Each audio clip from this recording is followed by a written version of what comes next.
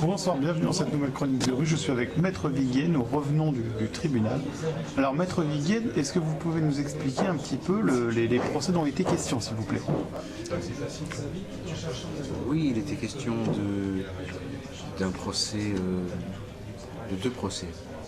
Il y avait le procès d'Alain Soral qui était mis en cause parce que il était accusé d'avoir injurié un magistrat du parquet de Paris, section presse. Et il y avait un autre procès fait à Alain Soral pour une déclaration qu'il avait prononcée à la fin d'une audience. Il avait eu la parole l'an dernier. Il a été poursuivi pour la publication de 2 dessins. Il a été poursuivi en tant que directeur de la publication, soi-disant, supposé, disons. Et les lois disent que le prévenu doit avoir la parole en dernier. Prévenu ou son avocat d'ailleurs. Donc il avait pris la parole à la fin et il y a eu un compte-rendu de l'audience qui est paru sur le site Égalité et Réconciliation et ça a été poursuivi. D'accord. C'était deux procès qui avaient lieu à Bobigny. Pourtant, le directeur de publication, ce n'est pas Alain Soral, le directeur de publication de Égalité et Réconciliation. Ça fait partie du sort un peu spécial que l'on fait à Égalité et Réconciliation. Comme il est le président d'Égalité et Réconciliation, Oui. comme il est on ne peut pas lui dénier qu'il est le leader. Je dis pas contester, certains ont essayé de contester, mais pour l'instant ça n'a pas marché. Donc il est le leader incontesté de ce mouvement qui est beaucoup plus large que l'association en réalité. Oui. C'est un mouvement d'opinion en France. Donc, quand il y a des choses qui paraissent sur le site Égalité et Réconciliation, on veut l'attaquer lui. Parce que tout simplement on veut le faire taire lui. Oui. Voilà. Mais le directeur de la publication, le vrai, authentique, signalé sur le site internet, c'est Alfredo Stranieri, le tueur aux petites annonces. Voilà. Il vous donnez une petite annonce ou il répondait à une petite annonce pour acheter une voiture, il se rendait chez vous et, enfin je ne connais pas le dossier, je ne vais pas me lancer. Et le directeur de la publication adjoint, c'est donc d'ailleurs le conjoint adjoint de Germain Gueff, c'est Germain Gueff, que vous connaissez? Je ne le connais pas personnellement, mais disons que je connais les noms. J'ai l'honneur de le connaître personnellement. Je l'ai visité à la prison de Poissy. D'ailleurs, je le salue parce qu'il prendra sans doute connaissance de cette vidéo. Bonjour Germain, j'espère que ça va bien. Et je garde un bon souvenir parce que il n'est plus à Poissy maintenant. Les magistrats ont raconté encore que vous étiez à Poissy. Ils ne se sont pas mis au goût du jour, vous n'êtes plus à Poissy. Mais je me souviens que nous étudions ensemble des parties du Digeste, la compilation de Justinien, vous savez. Oui. C'est vraiment la base du droit romain. Parce que j'avais remarqué que Germain Gueff avait un don pour le droit. Il a un esprit juridique. D'ailleurs, il est diplômé, je crois qu'il a sa maîtrise, 4e année de droit. La classe. Peut-être même un peu plus. Oui. D'accord. Peut-être un peu procédurier. Ouais. Mais il faut bien qu'il utilise ses compétences. Incontestablement. D'ailleurs, il est connu. Encore, on a parlé de Bobigny, mais nous nous sommes vus aussi à la Cour d'appel de Paris. Oui. Les magistrats connaissent Germain Gueff. Ils l'ont déjà vu. Alors peut-être aussi, parce qu'ils ne veulent plus le voir. Et c'est pour ça que plutôt que d'accepter que ce soit Germain Gueff le directeur de la publication, ils préfèrent imaginer que c'est Alain Soral. Enfin, le résultat, c'est que moi je suis l'avocat d'Alain Soral et que j'ai donc eu à intervenir. Ouais. En parlant du tribunal, alors il y a eu 2 affaires aujourd'hui. Il y a eu celle au TGI de Paris, et puis il y a une autre affaire à la Cour d'appel de Paris, et puis une autre affaire. Au TGI de Bobigny. Voilà, au TGI de Bobigny. Alors la première était relativement simple. Oui. Enfin, quand je dis simple, ça veut dire que vous n'en avez pas pris trop plein la gueule. Le deuxième, simple par contre, Non, mais vous savez, la première audience, une audience, c'est un peu le métier d'avocat, hein, c'est le jeu, hein, c'est comme un boxeur. Forcément, il va en prendre un peu dans la figure. Ah ben là, c'est du Mike Tyson. Hein. Alors, attendez, parce qu'il y a le matin, il y avait une consoeur qui n'était pas tendre. Hein. Encore. Par rapport au père Lilti, alors attendez, parce que l'après-midi c'est différent. Excusez-moi. J'agrée votre excuse. Ne nous égarons pas. Oui, vous avez raison. Alors, l'après-midi, le contexte était différent parce que le matin, il n'y avait que la LICRA, qui était d'ailleurs assez isolée. Oui, avec une seule avocate. Voilà, et comme il y avait des magistrats relativement... comment dire, neutre, enfin en tout cas d'un comportement, moi je trouve bien, quoi, comme doit se comporter un magistrat. Peut-être qu'il n'était pas vraiment dans son élément, enfin, passons. Il est vrai que l'après-midi c'est autre chose, ce sont de vieilles connaissances. L'avocat de l'Union des étudiants juifs de France, l'avocate de la LICRA, l'avocat... alors des SOS Racisme, je ne l'avais jamais vu. L'avocat du MRAP qui est pas... Je ne veux pas trop non plus m'engager dans ce dialogue parce que je suis tenu à une certaine dignité vis-à-vis des confrères. Hein. Donc je ne dirais pas moi qu'il s'agit de maître Lilti. Je ne dirais pas non plus qu'il s'agit de maître Ilana... je ne sais plus comment elle s'appelle. Soskin. Mais oui, l'avocat du MRAP qui est un petit peu à part. D'abord, il porte un nœud papillon, ça le distingue, et qui s'appelle Maître Lagarde. Maître Lagarde, d'accord. Je lui ai d'ailleurs demandé s'il accepterait d'être mon avocat. Puisque moi-même, je suis poursuivi, vous savez. Oui. C'est pour crime contre contestation de crime de pas loin d'être prévenu pour crime contre l'humanité. Voilà, De la contestation de crimes contre l'humanité au crime contre l'humanité, il n'y a qu'un pas. D'ailleurs, j'en ai parlé, vous vous souvenez ? J'ai rappelé que l'entreprise de toutes ces associations, très influentes, hein, la LICRA, l'EJF, enfin c'est des gens qui sont militants, hein, ils le revendiquent, hein, et pour eux c'est vraiment pour la seule bonne cause possible, donc ils ne vont pas s'en cacher. Milite pour que, vous savez, il y a une loi sur la presse, loi de 1881, et le principe dans cette loi c'est la liberté. Donc les infractions ont un régime très spécial. Mais la contestation de crimes contre l'humanité, au lieu d'être dans le code pénal, avec la menace, avec le crime contre l'humanité, le génocide et le meurtre, elle est dans la loi de 1881. Et ça les rend dingues. Donc ils font tout leur possible, et c'est déjà gagné, pour que la législation concernant ces quelques infractions, injure raciale, provocation à la haine raciale, diffamation raciale, contestation de crimes contre l'humanité, apologie de crimes contre l'humanité. Une fois que vous avez fait le tour, vous pouvez décliner avec l'homophobie aussi, avec le sexisme, pardon si j'en oublie. Mais il y en a tellement. Ça fait toute une petite série d'infractions, et ce corps-là d'infractions, il a un régime qui n'est plus celui de la liberté de la presse. C'est un régime déjà quasiment pénal. Et leur rêve, c'est de transplanter toutes ces infractions dans le code pénal.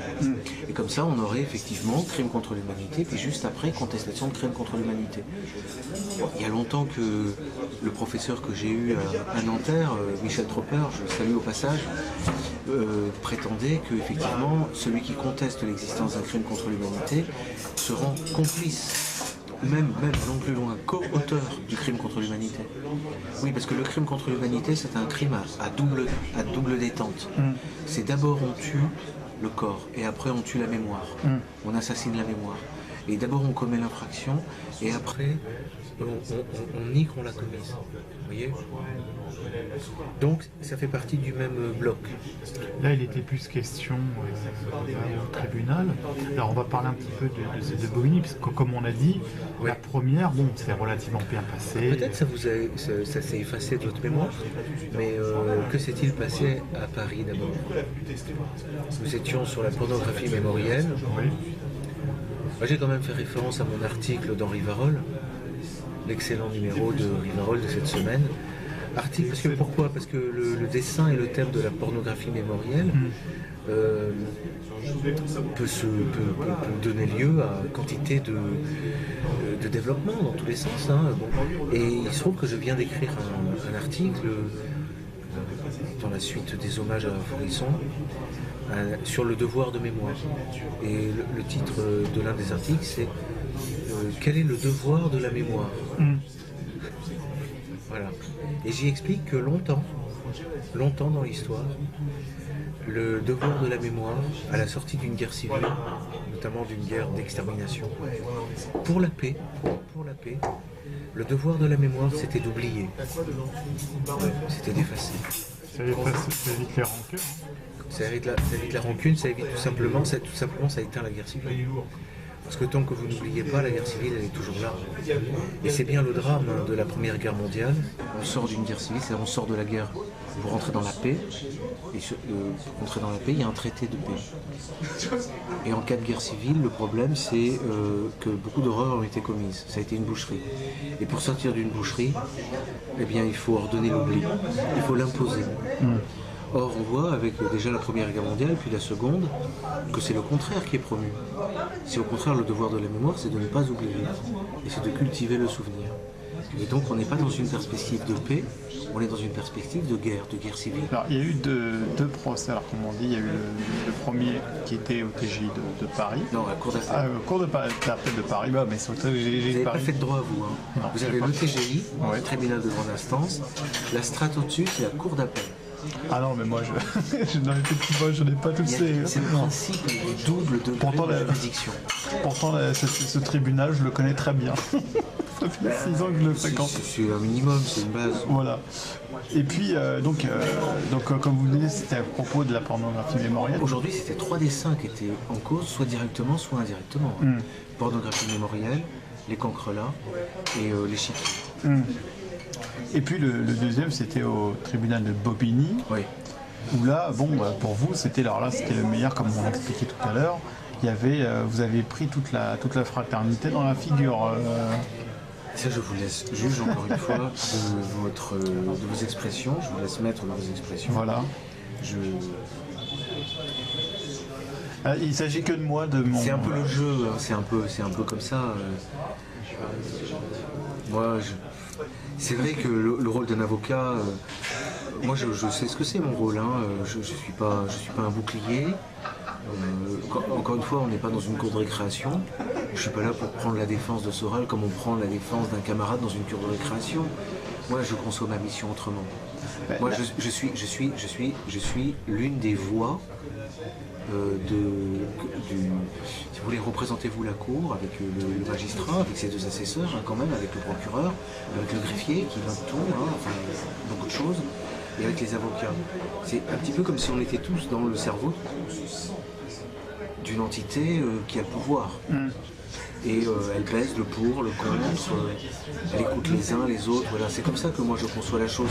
Et je ne suis pas rentré dans le jeu, peut-être dans lequel vous avez senti, c'est peut-être l'impression que vous avez eue, qu'on me cherchait des ennuis à moi, et qu'on me provoquait, qu'on m'attaquait. Oui, dites-moi. Alors moi, ce que j'ai ressenti, c'est effectivement, je pense que ce n'était pas juste un jeu d'avocat contre avocat, c'était juste, je pense qu'il s'agissait d'une inquisition politique, idéologique. C'est-à-dire que de toute façon, vous défendiez la mauvaise personne, et pour ça, il fallait vous traiter comme de la... Voilà. J'ai ressenti aussi que à cette audience, on s'adresse à moi comme un... Avec beaucoup comme de politique, c'est-à-dire qu'on me traite en politique, enfin on me traite en comme ennemi, en adversaire, en ennemi, comme chien de la et non pas comme avocat. Oui. Bon. Alors, non, mais ça c'est leur problème, c'est pas le mien. Bien sûr, mais disons que c'est un problème en soi. Bien évidemment, il ne s'agit pas de pleurer sur votre épaule. Non, mais moi ça ne me surprend pas.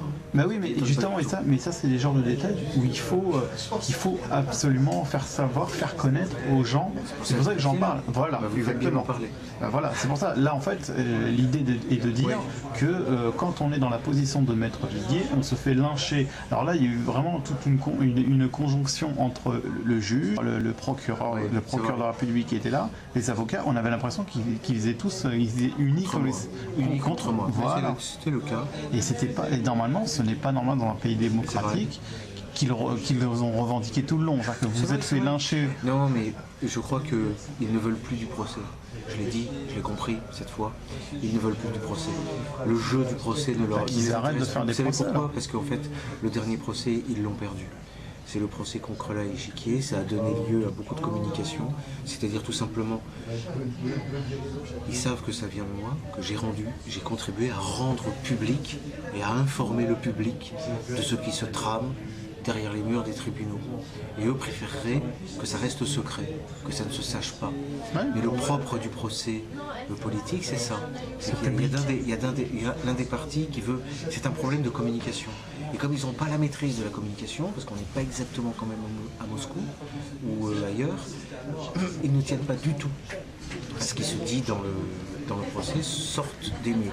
Et surtout que donc ils sont pas contents. Publiquement, ils sont démasqués, hein, c'est tout. Ils sont aussi démasqués. Donc, comme vous aviez dit, avec beaucoup d'ironie, que finalement, les dessins, plus ils sont attaqués par l'ECRA, plus ils sont validés. Ah oui, ça c'était devant la cour d'appel. Oui. Ah bah voilà une chose qui s'est dite intéressante à la cour d'appel, parce qu'effectivement, l'avocate de la LICRA s'est plainte de ce que un dessin qui était attaqué était vendu. Il se vendait même bien. Je dis mais ça c'est... Et alors elle disait c'est du business, ils font ça pour gagner de l'argent. Mais j'ai expliqué que c'était pas Égalité Réconciliation, mon client, de Contre-Culture, qui était à faire du commerce, à pousser. C'est simplement qu'un dessin, dès lors qu'il est attaqué, qu'il a un procès qui dure des années, avec des audiences, ce dessin, sa cote, elle monte. Et même la cote de l'artiste, elle monte. Ah oui. Et donc ce dessin, il est demandé, il est recherché, il est acheté, et forcément, oui, il est promu. Il est promu et il est plus vendu que les autres, parce que c'est là que j'ai parlé du tampon. On aurait pu penser à un moment faire une sorte de tampon imprimatur, ou approuvé par la LICRA. Donc, et ça fait c'est un cachet, si vous voulez. Un dessin qui a donné lieu à des condamnations élevées. Il est normal que ces dessins ils rentrent dans l'histoire. Je prendrai toujours la défense des artistes. Et si on parvient dans une société à tuer l'inspiration artistique, là je pense qu'il n'y a plus d'espoir. Et c'est pour ça que la défense des dessins et la défense des dessinateurs c'est important. Et d'ailleurs, bien qu'il ne soit pas le rédacteur en chef du site d'Égalité et Réconciliation, Alain Soral a toujours pris la défense des dessinateurs. Et ce site, et notamment vous avez une fois par semaine, vous avez les dessins de la semaine, vous savez ? Ouais, je connais. Bien évidemment. Comment ? Bien évidemment, on connaît tous les dessins de la semaine. Voilà, donc ce sont de grands moments. Et d'ailleurs, il y a certains dessins qui, pour des raisons de poursuite qui seraient automatiques, certains dessins ne sont pas rendus publics, mais il commençait à en avoir un certain nombre. Et j'avais lancé l'idée un jour, c'est une question de temps et de travail, soit de faire une exposition, les interdits, des choses comme l'enfer d'Égalité et Réconciliation, c'est-à-dire tous les dessins qui n'ont pas pu être publiés sur le site, ou bien un livre d'art, un livre de droit, d'iconologie juridique, où j'expliquerai pourquoi ce dessin, effectivement, il n'a pas été publié. À mon avis, quoi. C'est un musée de dessin. De l'horreur. Le musée de l'horreur. Le musée de l'horreur. Le musée nauséabond. Mais en général, j'ai souvent entendu des dessinateurs disent que c'est Conque qui disait ça. Comment ? Conque, le dessinateur, que je salue également. Décidément, je salue beaucoup de monde aujourd'hui. Allez-y. Faites plaisir, c'est gratuit. Pour une fois que je passe à la télé. Je pourrais passer des messages personnels. Allez-y, la famille, aux chiens. J'ai pas de chien. Ah. Non, j'ai pas d'animaux. J'ai eu des tortues dans le passé, mais qui n'étaient même pas personnelles à moi. J'ai eu un moment un chien, mais ça s'est mal passé, quoi. Il est parti. Non, c'est moi qui l'ai mis dehors. Ah. Les végans. Non, mais bon, y a la maîtresse du chien est partie avec. D'accord. Passons. Donc, alors on a perdu le fil là. Oui, Conque. On saluait Conque et on disait donc, je me souviens d'une interview, il disait qu'il y a toujours une autocensure. En réalité, le dessinateur sans vraiment se faire mal, s'auto-censure un peu. Hein. Ouais, on finit par intégrer ce que demande la LICRA. Quoi. Mais l'écrivain... Non, disons qu'on sait qu'on est sous un certain empire, avec une certaine police, sous une certaine loi. On vit sous une loi. On la pressent plus ou moins, mais le dessinateur est aussi quelqu'un qui permet de détecter, de dire un peu quel est l'air du temps. Quoi. Il indique un peu le contexte. Hein. C'est pareil pour un écrivain d'ailleurs. Et écrire sous un régime de censure, c'est pas impossible, c'est plus difficile, mais c'est faisable. Il semblerait, c'est Carl Schmitt qui réfléchissait à ça. D'ailleurs, Léo Strauss avait écrit du coup un livre là-dessus. La persécution et l'art d'écrire. Je ne l'ai pas lu, je l'ai jamais lu. D'accord. Bon, je pense qu'on a fait le tour. Hein. Là, donc, je dirais, Maître Viguier, avez-vous quelque chose à ajouter? Oui, je voulais vous demander, vous, votre impression finalement de ces deux procès-là. Alors, moi, mes impressions étaient très simples. On a eu une inquisition. Alors, j'en ai brièvement parlé tout à l'heure, hein, au début de cet entretien. On a eu le droit à une inquisition de la part d'une élite politique, c'est-à-dire qui a intégré le milieu juridique. Ça veut dire qu'on a eu droit au président, on a eu le droit aux procureurs et aux avocats de la LICRA qui n'ont même pas essayé de cacher qu'ils étaient de mèche, quoi. On va dire au moins, on va dire gentiment, d'accord. C'est d'accord surtout. Normalement, il y a une espèce de neutralité que doivent... Je reprends un peu pour finir. Ce sont des procès un peu spéciaux. Parce que les avocats de la LICRA, du SGF, etc., prétendent défendre un intérêt collectif qui est pas loin de l'intérêt général.